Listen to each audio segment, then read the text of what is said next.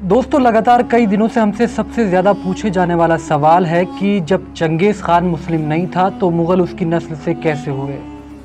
क्योंकि मुग़लों के अजीम बादशाह और मुग़ल सल्तनत के संस्थापक ज़हीरुद्दीन बाबर एक मुस्लिम बादशाह थे और उनकी पूरी सल्तनत उनके दौर में भी और उनके बाद भी मुस्लिम कल्चर और कायदे कानून से चली। जबकि दूसरी तरफ मंगोल सल्तनत के संस्थापक चंगेज़ खान को दुनिया एक जालिम और क्रूर बादशाह के तौर पर याद करती है। दोस्तों, इस बात में कोई दो राय नहीं है कि चंगेज़ खान और पूरी मंगोल सल्तनत मुसलमानों की सबसे बड़ी दुश्मन रही और मंगोलों ने जितना नुकसान मुसलमानों को पहुंचाया उतना ना तो उनसे पहले किसी ने पहुंचाया था और ना उनके बाद। तो फिर आखिर ऐसा क्या हुआ कि चंगेज़ खान की आने वाली नस्ल, जिसमें तैमूर और ज़हीरुद्दीन जैसे महान बादशाहों का जन्म हुआ, वो सब मुसलमान हो गए। क्या असल में मुग़ल सल्तनत के संस्थापक वाकई में चंगेज़ खान की नस्ल से थे, या फिर उनका चंगेज़ खान और मंगोलों से कोई नाता नहीं था? और क्या अब तक बाबर को चंगेज़ खान की नस्ल का बताकर हमें झूठ परोसा जा रहा था? तो दोस्तों, आज की अपनी इस वीडियो में हम उसी राज से पर्दा उठाएंगे कि असल में बाबर का वाकई में चंगेज़ खान से कोई नाता था या नहीं। चंगेज़ खान का जन्म सन 1162 के आसपास आधुनिक मंगोलिया में हुआ था। असल में उसका असली नाम चंगेज़ खान नहीं बल्कि तैमुजिन था। चंगेज़ खान तो सिर्फ एक उपाधि या टाइटल था जिससे उसे नवाजा गया था। 13वीं सदी की शुरुआत में चंगेज़ खान ने दुनिया पर वो कहर ढाया कि जिसके बारे में शायद ही किसी ने सोचा होगा। कहते हैं वो जहाँ जाता और जिस शहर पर हमला करता वहाँ इंसान तो इंसान, किसी जानवर को भी जिंदा नहीं छोड़ता। उसकी इसी क्रूरता के चलते उससे दुनिया की कोई भी हुकूमत या राज्य नहीं टकराना चाहते थे और बहुत ही जल्द उसने दुनिया के इतने बड़े हिस्से पर कब्जा कर लिया कि जिसके बारे में हम और आप तसव्वुर भी नहीं कर सकते। चंगेज़ खान की मृत्यु के बाद उसके पोते हलाकू खान ने जुल्म और हैवानियत के मामले में अपने दादा चंगेज़ खान को भी पीछे छोड़ दिया। कहा जाता है कि हलाकू खान ने जितना जुल्म और मारकाट मुसलमानों के साथ की थी उतना तो चंगेज़ खान ने भी नहीं की थी।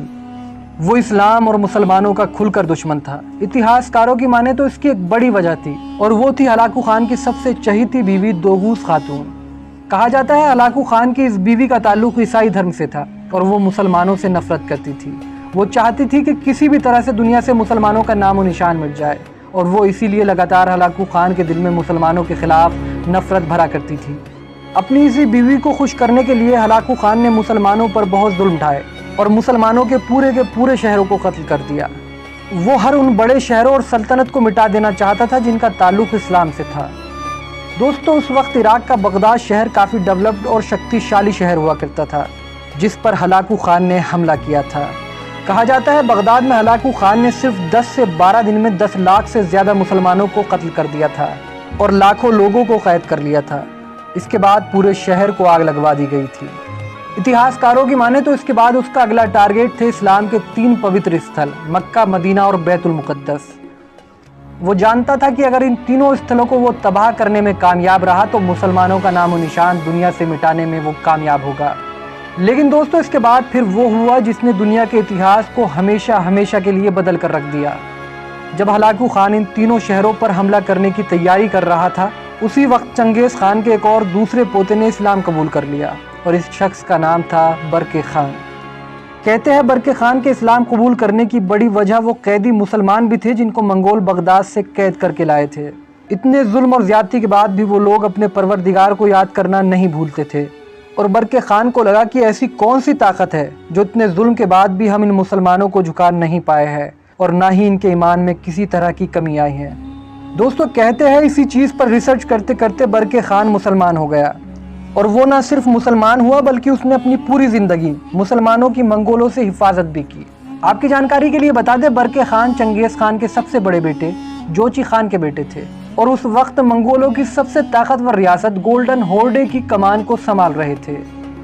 कहते हैं बरके खान की बहादुरी के किस्से उस वक्त पूरी मंगोल सल्तनत में मशहूर थे और वो मंगोलों के एक ताकतवर योद्धा थे। बरके खान के इस्लाम कबूल करने के बाद पूरी मंगोल सल्तनत में तहलका मच गया और हलाकू खान जो उस वक्त दुनिया का सबसे क्रूर शासक था उसकी सांसें फूल गई। आपको बता दें, बरके खान मंगोल सल्तनत में सबसे पहले इस्लाम कबूल करने वाला शासक था। हालांकि उसके बाद धीरे धीरे आधे से ज़्यादा मंगोल मुसलमान हो गए थे। दूसरी तरफ मंगोलों को मुसलमान होता देख हलाकू खान ने बरके खान से युद्ध करने की योजना बनाई, जिसमें हलाकू खान की सेना और बरके खान की सेना के बीच भीषण युद्ध हुआ। इस युद्ध में बरके खान ने न सिर्फ हलाकू खान जैसे क्रूर शासक को हराया बल्कि हलाकू अपनी मौत के डर से इस जंग को बीच में छोड़कर वहां से भाग भी गया। दोस्तों, कहते हैं बरके खान के मुसलमान बनने के बाद मंगोलों की कभी मुसलमानों पर जुल्म करने की हिम्मत नहीं हुई और जब तक वो जिंदा रहा उसने मुसलमानों की हिफाजत की। आपको जानकर शायद हैरानी होगी, भारत में मुगल सल्तनत की स्थापना करने वाले ज़हीरुद्दीन बाबर भी उसी बरके खान की नस्ल में से थे। आपकी जानकारी के लिए बता दें, ज़हीरुद्दीन बाबर तैमूर के 5वें और बरके खान के 10वें और चंगेज़ खान के 12वें वंशज थे और कुछ ये सिलसिला क्रूर मंगोलों से मुगल साम्राज्य में तब्दील हो गया। तो दोस्तों, उम्मीद करता हूँ कि अब आप लोग समझ गए होंगे कि इतिहास में क्यों लोग बाबर को तैमूर लंग और चंगेज़ खान का वंशज बताते हैं। दोस्तों, अगर आपको हमारे द्वारा दी गई जानकारी पसंद आई हो तो इस वीडियो को लाइक करें, साथ में चैनल को ज़रूर सब्सक्राइब करें। इसके अलावा अगर आप किसी शासक या सल्तनत के बारे में जानना चाहते हो तो उस शासक या सल्तनत का नाम हमें कमेंट सेक्शन में लिखें, हम उस पर ज़रूर वीडियो बनाएंगे। शुक्रिया, जय हिंद।